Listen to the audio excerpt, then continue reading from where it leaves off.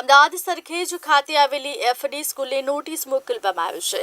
FRC નવી ફીની મંજૂરી ન આપી હોવા છતાં ફી ઉઘરાવી, જેને પગલે શાળા દ્વારા વધુ ફી ઉઘરાવવાનું શરૂ કરતા વાલીએ ફરિયાદ કરી. અમદાવાદ જિલ્લા શિક્ષણ અધિકારી દ્વારા શાળાને નોટિસ ફટકારી 2 દિવસમાં ખુલાસો કરવા આદેશ આપવામાં આવ્યો છે. એફઆરસીના નિયમ મુજબ પ્રથમ અનિયમિતતા બદલ 10,000 રૂપિયા અને બીજી વાર અનિયમિતતા દાખવું તો 25,000નો જોગવાઈમાં દંડ છે. શાળાએ એક પણ વિદ્યાર્થી પાસેથી ફી ન લીધી હોવાની કબૂલાત કરી હતી. કચેરીમાં મળેલી ફરિયાદને ધ્યાને લઈ તેમાં જે નોટિસ બોર્ડ ઉપર આગામી વર્ષ 2025-26ની ફીસ જે એફઆરસીમાં મંજૂર થયેલી નથી તે ફીસ નોટિસ બોર્ડ ઉપર લગાવવામાં આવી હતી અને પ્રપોઝલ કરી દેવામાં આવવાથી એ ફી મંજૂર થઈ જવાની છે. એફઆરસીમાં એવું હોતું નથી, એટલે એ ગેરમાર્ગે દોરવાની બાબત હતી.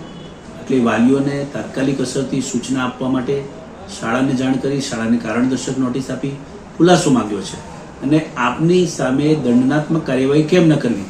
કારણ કે જ્યારે તમે નવા વર્ષમાં તમે ફીસ પ્રપોઝલ માટે મૂકો છો, એ એફઆરસી કમિટી નક્કી કરશે ફીસ કેટલી લેવાની નહીં લેવાની. એમાં તમારે ઉપર લખવું પડે સ્પષ્ટ, વાલીઓને સમજાય એ રીતે કે આગામી વર્ષે અમે પ્રપોઝલ આટલી ફીસની કરેલી છે, મંજૂર થાય અથવા ન પણ થાય તો તે પ્રમાણે તમારે ચૂકવવાની રહેશે. પણ આવું કોઈ ક્લિયર જણાવેલું નહોતું, એટલે આ ગેરમાર્ગે દોરવાનું હોય તેવું સ્પષ્ટ દેખાયું.